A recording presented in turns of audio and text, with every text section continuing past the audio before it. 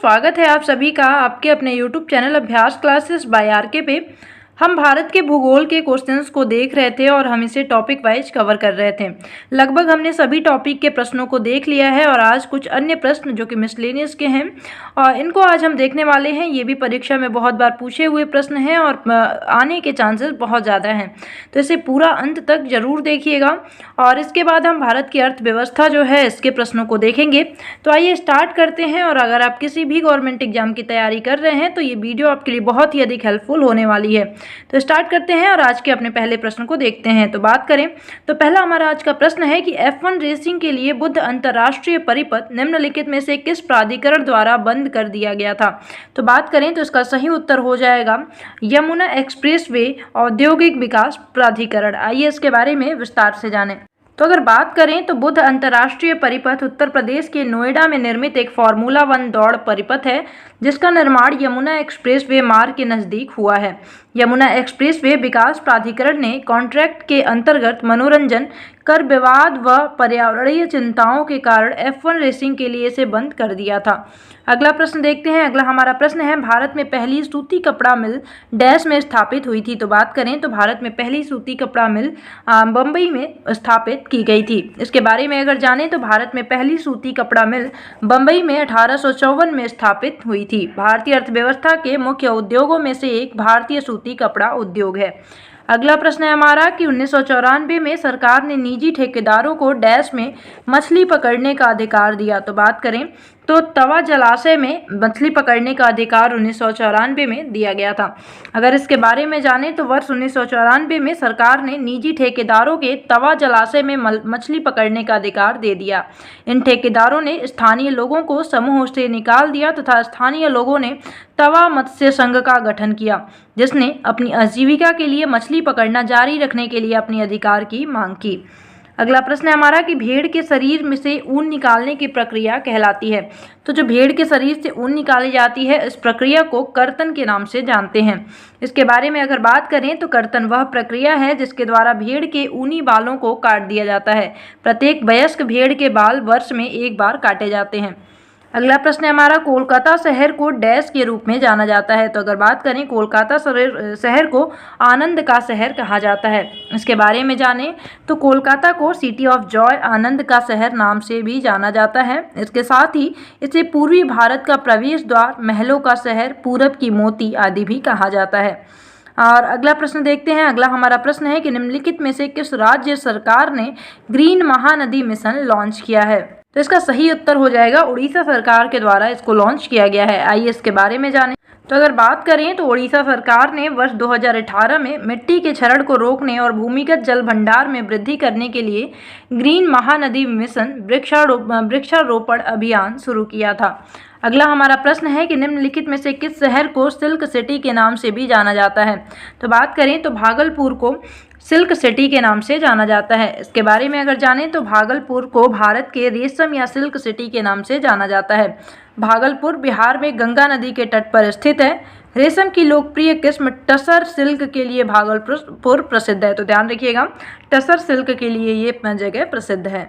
अगला हमारा प्रश्न क्या है। अगला हमारा प्रश्न है गाहिर माथा समुद्री वन्य जीव अभयारण्य कहाँ है। तो अगर बात करें गाहिर माथा की तो गाहिर माथा उड़ीसा में स्थित है। इसके बारे में जानें तो गाहिर माथा समुद्री जीव अभयारण्य उड़ीसा के केंद्रपाड़ा जिले में स्थित है। इसके बारे में और जानें तो यह उड़ीसा का एकमात्र समुद्री अभयारण्य है। यहाँ ओलिव रिडले कछुओं का पालन किया जाता है। ओलिव रिडले नामक कछुओं का पालन यहाँ पे किया जाता है। उड़ीसा में स्थित अन्य राष्ट्रीय उद्यान भीतरगनिका राष्ट्रीय उद्यान है और सिमलीपाल राष्ट्रीय उद्यान है। अगला प्रश्न देखें। अगला हमारा प्रश्न है, अगला क्या प्रश्न है, दाचीराम राष्ट्रीय उद्यान भारत के किस राज्य में स्थित है। तो बात करें दाचीराम की तो ये जो नेशनल पार्क है ये जम्मू और कश्मीर में स्थित है। इसके बारे में जानें तो दाचीराम राष्ट्रीय उद्यान भारत के जम्मू और कश्मीर राज्य के श्रीनगर जिले में स्थित है। इसे 1981 में राष्ट्रीय उद्यान का दर्जा प्राप्त हुआ था। दाचीराम राष्ट्रीय उद्यान मुख्य रूप से कश्मीर हंगुल हिरण के लिए प्रसिद्ध है। ध्यान रखिएगा ये किसके लिए प्रसिद्ध है, तो दाचीराम हंगुल हिरण के लिए प्रसिद्ध है। इसके अतिरिक्त यहाँ कस्तूरी मृग, हिम तेंदुआ, चीता, बिल्ली आदि पाए जाते हैं। कश्मीर के अन्य राष्ट्रीय उद्यान कौन कौन से हैं, तो ध्यान रखिएगा Hemis national park, Kazinag national park, Kishtwara राष्ट्रीय उद्यान, सलीम अली नेशनल पार्क। तो ये सभी प्रसिद्ध हैं जम्मू कश्मीर के।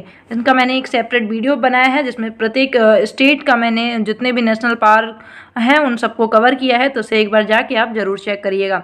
पूरा मैप से कवर किया गया है तो याद करने में बहुत ही आसानी होगी। अगला प्रश्न है हमारा, विश्व में सूती वस्त्रों का सबसे बड़ा निर्यातक है। तो बात करें, सूती वस्त्रों का सबसे बड़ा निर्यातक देश चीन है। इसके बारे में अगर जानें तो वर्तमान में विश्व में सूती वस्त्रों का सबसे बड़ा निर्यातक चीन है। सूती वस्त्र उद्योग भारत का सबसे प्राचीन एवं बड़ा उद्योग है। सूती वस्त्र निर्माण उद्योग का सर्वाधिक केंद्रीकरण महाराष्ट्र तथा गुजरात राज्य में हुआ है। अगला प्रश्न देखते हैं। अगला हमारा प्रश्न है कि शेषचलम जैव मंडल रिजर्व का कुल भौगोलिक क्षेत्रफल कितना है। तो शेषचलम जैव मंडल रिजर्व जो है इसका कुल भौगोलिक क्षेत्रफल 4755.9 किलोमीटर स्क्वायर है। इसके बारे में अगर जानें तो शेषचलम जैव मंडल रिजर्व आंध्र प्रदेश के चित्तूर व कडप्पा जिले के समीप पूर्वी घाटी की शेषाचलम पहाड़ी श्रृंखला में स्थित है। यह आंध्र प्रदेश का पहला 4755.9 वर्ग किलोमीटर जैव मंडल संरक्षित क्षेत्र है। इसे वर्ष 2010 में बायोस्फीयर रिजर्व के रूप में नामित किया गया था। इसमें लाल चंदन का बड़ा भंडार है जिसका उपयोग दवाओं, साबुनों, आध्यात्मिक अनुष्ठानों में किया जाता है। भारत का सबसे बड़ा जैव मंडल रिजर्व कच्छ जैव मंडल रिजर्व है, जिसकी बात करें तो 12,454 किलोमीटर स्क्वायर इसका क्षेत्रफल है। अगला प्रश्न देखें। अगला हमारा प्रश्न है, जनगणना 2011 के अनुसार इनमें से कौन सा विकल्प साक्षरता दर को घटते क्रम में दर्शाता है। तो बात करें तो अगर हम देखें तो हमें पता है कि केरल साक्षरता दर यहाँ की सबसे ज़्यादा है। तो सबसे पहली बात तो केरल दिया है ऑप्शन में, तो बी और डी में से कोई ऑप्शन होना चाहिए। इस तरीके से आप छाट सकते हैं। केरल के बाद लक्षद्वीप है, लक्षद्वीप दूसरे नंबर पर है, तो केरल है उसके बाद लक्षद्वीप है। तो ऑप्शन नंबर सेकेंड जो है इसका करेक्ट हो जाएगा। इसके बारे में आप देख सकते हैं, जनगणना 2011 के अनुसार सर्वोच्च साक्षरता दर का क्रम निम्न है। केरल में 94% की साक्षरता है। लक्षद्वीप में बात करें तो 91.85% की साक्षरता दर है। मिजोरम की बात करें तो 91.33% की साक्षरता दर है। उसके बाद गोवा है, उसके बाद त्रिपुरा है। जैसे ध्यान रखना है। अगला हमारा प्रश्न है, भारत में स्थित किस रेलवे प्लेटफॉर्म को हाल ही में विश्व में सबसे बड़ा रेलवे प्लेटफॉर्म घोषित किया गया है। तो गोरखपुर जो है उसको सबसे बड़ा रेलवे प्लेटफॉर्म घोषित किया गया है। तो अगर ये बात कर रहे हैं 2013 के अनुसार Guinness book of world record एवं लिम्फा बुक के अनुसार गोरखपुर रेलवे स्टेशन भारत का ही नहीं बल्कि विश्व का सबसे बड़ा रेलवे स्टेशन है। इसकी लंबाई लगभग 1.34 किलोमीटर है। अगला है हमारा कि किस राज्य को रेलवे नेटवर्क में पहली बार लाया गया है। तो बात करें तो इसका सही उत्तर हो जाएगा अरुणाचल प्रदेश को। इसके बारे में जानें तो प्रश्नकाल में अरुणाचल प्रदेश को पहली बार रेलवे नेटवर्क में लाया गया। वर्तमान में पूर्वोत्तर के सभी राज्यों में रेल नेटवर्क की पहुंच हो गई है। जुलाई 2021 में मणिपुर को रेलवे नेटवर्क में जोड़ा गया था। अगला प्रश्न देखते हैं। अगला हमारा प्रश्न है कि ओखा पोर्ट यहाँ स्थित है। अगर ओखा की बात करें तो ये थोड़ा सा विवादित क्वेश्चन था। इसके बारे में अगर जानें तो ओखा बंदरगाह द्वारका जिले में गुजरात में स्थित है, जिसमें कि गुजरात कहीं भी ऑप्शन में नहीं दिया गया था, तो ये क्वेश्चन ही गलत था। तो हमें ध्यान रख लेना है। ओखा जो बंदरगाह है वह द्वारका जिले में पड़ता है। द्वारका जिला गुजरात में स्थित है। यह कच्छ की खाड़ी और अरब सागर के मध्य स्थित है। अगला प्रश्न देखें, निम्नलिखित में से कौन सा सही है। तो बात करें तो इनमें से कौन सा सही है, तो हम देख लेते हैं। राष्ट्रीय राजमार्ग 44 है, दिल्ली को कन्याकुमारी से जोड़ता है। ये कथन बिल्कुल ही सही है। अब देख लेते हैं इनके बारे में। अगर बात करें तो नेशनल हाईवे जो 44 है, NH7 इसका नाम है। ये श्रीनगर से कन्याकुमारी तक, लुधियाना, पानीपत, दिल्ली, आगरा, झांसी, राजस्थान, मध्य प्रदेश आदि से होता हुआ कन्याकुमारी तक जाता है। बात करें NH12 की तो ये जयपुर से जबलपुर का रास्ता को जोड़ता है। और NH6 जो है मेघालय से मिजोरम को। तो विकल्प जो है वो प्रश्नगत विकल्पों में से कोई भी सत्य नहीं है, इसे ध्यान रखना है। अगला हमारा प्रश्न है कि थार एक्सप्रेस जाती है। जो थार एक्सप्रेस है वो पाकिस्तान को जाती है। आइए इसके बारे में जानें। तो थार एक्सप्रेस भारत तथा पाकिस्तान के बीच चलने वाली एक व्यापक रेल सेवा है। दोनों देशों के बीच चलने वाली यह सबसे पुरानी रेल सेवा है। ये ट्रेन आज़ादी से पहले अविभाज्य हिंदुस्तान के समय से चलती आ रही है। पहले इसका नाम सिंध मेल हुआ करता था। साल 1992 में हैदराबाद जोधपुर रेलवे के तहत इसे शुरू किया गया था। यह हैदराबाद की जोधपुर लाइन को कराची के पेशावर लाइन से जोड़ती है। तो ये ध्यान रखना है, काफ़ी इंटरेस्टिंग क्वेश्चन है। अगला हमारा प्रश्न है कि निम्नलिखित में से कौन सा एनसीटी दिल्ली का एक मुख्य एयरपोर्ट है। तो बात करें तो इंदिरा गांधी इंटरनेशनल एयरपोर्ट जो है ये दिल्ली में पड़ता है। इसके बारे में जानें तो Indira Gandhi international airport NCT Delhi का मुख्य एयरपोर्ट है। अगला प्रश्न देखते हैं। अगला हमारा प्रश्न है कि सूची 1 का मिलान सूची 2 से करना है। बात करें अगर जहाज महल की, जहाज महल कहाँ पे है तो इसके बारे में देख लेते हैं। तो जहाज महल की बात करें तो ये मध्य प्रदेश राज्य में पड़ता है, तो जो फर्स्ट का है वो 3 हो जाएगा। और आगे देखें अंग महल का, तो अंग महल कहाँ पड़ता है, नागालैंड में पड़ता है। राइटर्स बिल्डिंग की बात करें तो राइटर्स बिल्डिंग कहाँ पड़ता है, वेस्ट बंगाल में पड़ता है। सेंट जॉर्ज का किला जो है ये तमिलनाडु में है। तो आप देख सकते हैं 3 4 2 1 3 4 2 1 3, फिर सेकंड का 4, फिर 2, फिर 1, तो 3 4 2 1 मतलब ऑप्शन नंबर सी जो है बिल्कुल ही करेक्ट है। देख लेते हैं इसके बारे में। जहाज महल मध्य प्रदेश में माड़ोगढ़ जिले में पड़ता है। अंग महल जो है नागालैंड में पड़ता है। राइटर्स बिल्डिंग पश्चिम बंगाल में। सेंट जॉर्ज का किला जो है ये तमिलनाडु में है। अगला प्रश्न है हमारा, नीचे कुछ पद या मशीनें और संबंधित फैक्ट्रियां दी गई हैं, उन्हें सुमेलित करना है कि मतलब कोई मशीनों का नाम दिया गया है और किस फैक्ट्री में से बनाया गया था, इसके बारे में हमें बताना है। तो बात करें जो पहली मशीन है अर्जुन टैंक, अर्जुन टैंक का निर्माण अवाड़ी नामक फैक्ट्री में किया गया था। डीजल लोकोमोटिव का निर्माण वाराणसी में। रेल कोच कहाँ बनाए गए, तो पहली बार अगर बात करें तो कपूरथला में बनाई गई थी। लोहा और स्टील की बात करें तो सालेम नामक कंपनी में बनाई गई थी। तो आप देख सकते हैं कौन सा हो जाएगा हमारा 3 4 1 2। तो आप देख लीजिए इसमें 3 4 1 2 मतलब ऑप्शन नंबर ए जो करेक्ट है 3 4 1 2। आइए इसके बारे में जान लेते हैं। देख लीजिए अर्जुन टैंक अवाड़ी में डीजल लोकोमोटिव जो है वाराणसी फैक्ट्री में, रेल कोच जो है कपूरथला की फैक्ट्री में, और लोहा और स्टील सालेम की फैक्ट्री में। अगला प्रश्न है हमारा, निम्नलिखित में से कौन सा शहर पारंपरिक साड़ियाँ या कपड़ा उत्पादन में प्रसिद्ध है। तो बात करें तो इसका सही उत्तर हो जाएगा कांचीपुरम। कांचीपुरम जो है पारंपरिक साड़ियों या कपड़ा उत्पादन के लिए प्रसिद्ध है।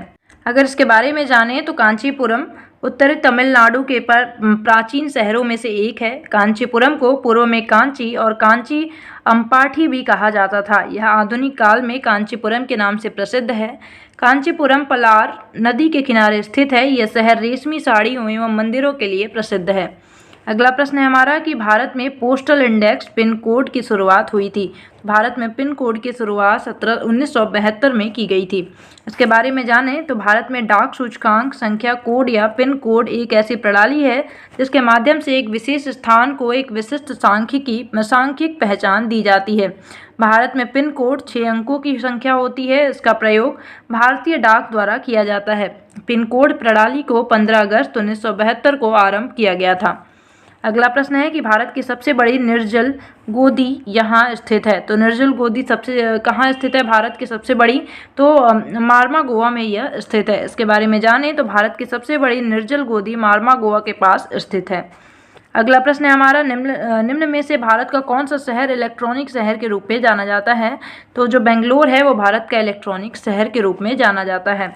इसके बारे में जानें तो भारत के कर्नाटक राज्य की राजधानी बेंगलोर को इलेक्ट्रॉनिक शहर, सिलिकॉन वैली तथा अंतरिक्ष का शहर के रूप में जाना जाता है। तो ध्यान रखिएगा, इसे 3 नामों से बेंगलोर को इलेक्ट्रॉनिक शहर, सिलिकॉन वैली तथा अंतरिक्ष का शहर इन नामों से जाना जाता है। जबकि अगर मुंबई की बात करें तो भारत का हॉलीवुड, भारत का प्रवेश द्वार तथा भारत की आर्थिक राजधानी के रूप में मुंबई को जाना जाता है। हैदराबाद, सिकंदराबाद को जुड़वा शहर के रूप में जाना जाता है। अगला प्रश्न है हमारा, डैश बांग्लादेश की मुद्रा है। 1 मिनट, डैश जो है बांग्लादेश की मुद्रा है। तो ये तो बहुत सिंपल सा क्वेश्चन है। टका जो है ये बांग्लादेश की मुद्रा है। अब कुछ मुद्रा है हम देख चुके हैं, बट यहाँ भी देख लेते हैं। बांग्लादेश की मुद्रा टका है। संयुक्त अरब अमीरात का जो है दिरहम है। भूटान की अगर बात करें तो नोंगोत्रुम है। चीन की बात करें तो रमनिम्बी जो है ये चीन की है। तो ये हमें ध्यान रखना है। अगला प्रश्न देखते हैं। अगला हमारा प्रश्न है, किस देश ने दुनिया के पहले तैरते परमाणु ऊर्जा संयंत्र का अनावरण किया है। तो रूस के द्वारा सबसे पहले दुनिया का तैरता हुआ परमाणु ऊर्जा संयंत्र का अनावरण किया गया। इसके बारे में जानें तो रूस की सरकार ने दुनिया का पहला तैरता हुआ परमाणु ऊर्जा संयंत्र का अनावरण किया। यह संयंत्र आर्कटिक महासागर में स्थित मुर्मस्क बंदरगाह में चुकोटका तक तैरता रहता है। यह दूर दराज के क्षेत्रों में ऊर्जा प्रदान करने की एक बड़ी योजना का भाग है। अगला प्रश्न है हमारा, भारत के किस क्षेत्र में वनस्पति को हेलोफाइट्स के रूप में वर्गीकृत किया जाएगा। तो बात करें तो कहाँ की, तो सुंदरवन जो डेल्टा है, सुंदरवन के आसपास की जो वनस्पतियां हैं उन्हें हेलोफाइटा के नाम से जाना जाता है। अगर बात करें तो भारत के गंगा के मैदान जो कि सुंदरवन क्षेत्र को हेलोफाइट के रूप में वर्गीकृत किया जाता है। सुंदरवन भारत और बांग्लादेश में स्थित विश्व का सबसे बड़ा नदी डेल्टा है। सुंदरवन रॉयल बंगाल टाइगर के लिए प्रसिद्ध है और यहाँ पे सुंदरी नामक वृक्ष भी पाए जाते हैं। अगला प्रश्न है, किसके बीच कावेरी विवाद पर सुप्रीम कोर्ट ने फैसला सुनाया। तो कावेरी जो विवाद है, कावेरी डिस्प्यूट जो है वो किसके किसके बीच है, तो कर्नाटक और तमिलनाडु राज्य के बीच कावेरी जल विवाद है।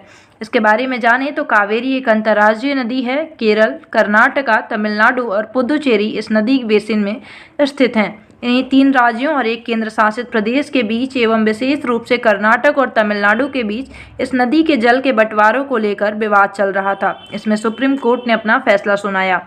कावेरी नदी की बात कर ले थोड़ा, तो कावेरी नदी इसका उद्गम दक्षिण पश्चिमी कर्नाटक राज्य के पश्चिम घाट में स्थित ब्रह्मगिरी पहाड़ी में होता है या तथा पंडिचेरी से होती हुई बंगाल की खाड़ी में गिरती है।